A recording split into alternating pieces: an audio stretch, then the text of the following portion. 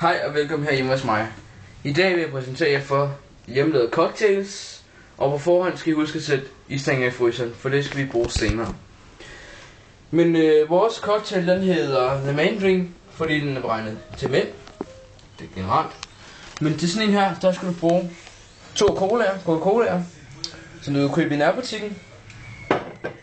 Det samme kan du gøre med en 7-Up, skal du også bruge 2 af, og dem kan du også købe i din nærbutik. Så skal du bruge en morgenjuice med æble, appelsin og ananas.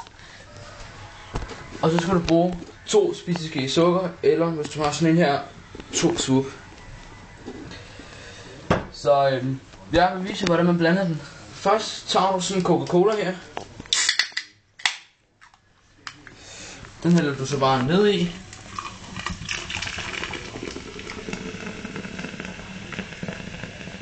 Og man skal altid huske at tage det stærkeste først. For det her tilfælde er det stærkeste så noget cola, ikke? Du starter med at tage begge to ned. Begge colaer ned i den her ting her. Du kan også bruge en, altså jeg har en kande her. Du kan også bruge en skål eller til brunch eller sådan noget. Og så kan du bruge, eller du skal bruge 2 7-Ups.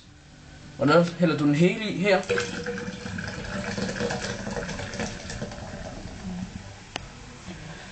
Og så når du har gjort det, så når du skal til at tage den anden 7-Up i, så skal du kun hælde til cirka 5-4 streger, fordi når man skal have alt det andet i, så er der ikke plads. Så hælder du bare ned her.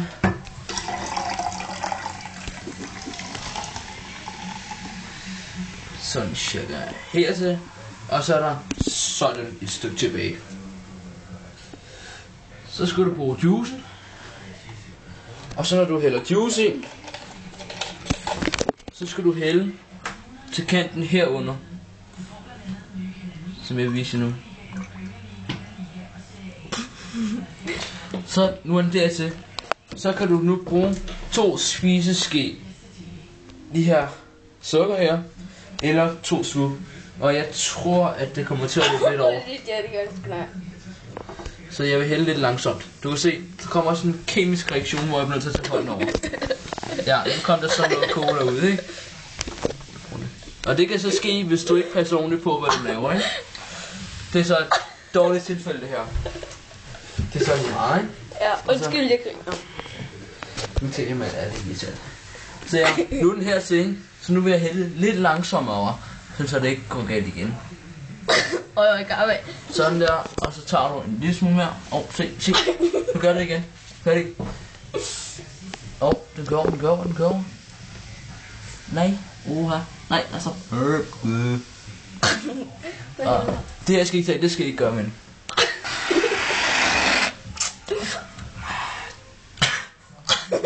Så sukker galt i halsen. Så hælder du bare en lille smule sukker ud dertil, ikke?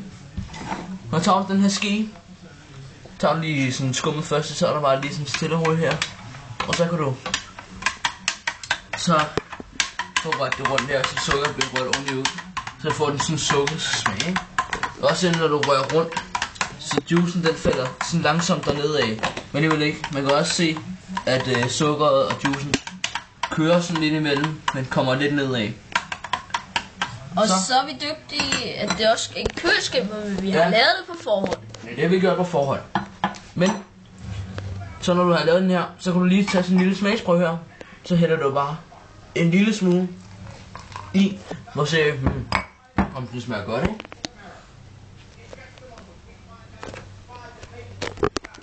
I det her tilfælde skal jeg bare have en lille bitte spiseske sukker. Så der tager jeg bare sådan en lille smule her. Så når du har gjort det, så rører du bare en lille smule rundt igen.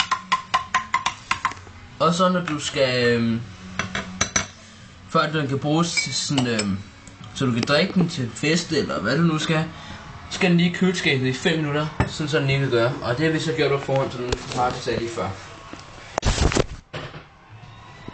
Satan! Hvad sker der nu? Jeg brændte mig på lyset, og jeg skulle flytte det. Tager du ikke lige en klud? Jo, det er Skal også tage os op med klud, kan jeg se. Ja, jeg kan godt være lyst. Ja. Jeg har lige tået det værste op. Ja, det har det. Hvor lang tid kan I holde pause? Nej, for evigt. Godt. Du optager bare noget klar. Så, nu har den stået i køleskabet i 5 minutter. Og se, den er sådan dejlig kold. Og vi har gjort klar til, hvor vi skal drikke den, hvor der også er isterninger. Og et godt råd, når du skal have isterninger, så fyld lidt vand i et glas, og så tag isterninger op i. Så beholder de sådan kulde, eller de holder sådan, så de er kolde, ikke?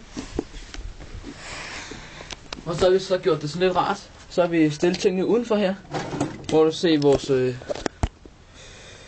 vores isterninger i glas, og vi har stillet nogle lys op, sådan, for at gøre det sådan rigtig romantisk. Så er det udenfor, og vi er på en altan, der er dejligt. Så men lad os smage. Se hvordan det smager. Og min kameramand skal også have noget. Selvfølgelig. Der er mig. Og så når du skal have isterningen op i, så skal du bare sørge for at have vasket hænder. Ellers skal du også bare fiske den op med en ske, ser. Tag sådan en ske, og så bare tage sådan 2 stykker op i det nok. Og det her, det får vi konstatere, om det smager godt her. Du kan også gå på forhånd til bare at tage isterninger ned i det, men det smager. Det er godt. Bourgogne. Jeg elsker det. Mm-hmm.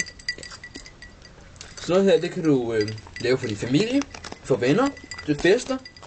Du kan også godt gå ud på gaden, ligesom man sælger limonadeboder eller sådan noget, hvor de sælger saftevand. Kan du også gå ud og sælge sådan en cocktail her. Og for en sidste gang for at sige, hvad der er i.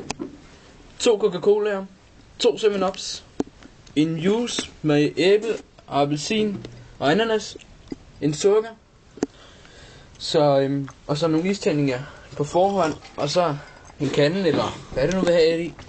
Så, det var hvad jeg havde.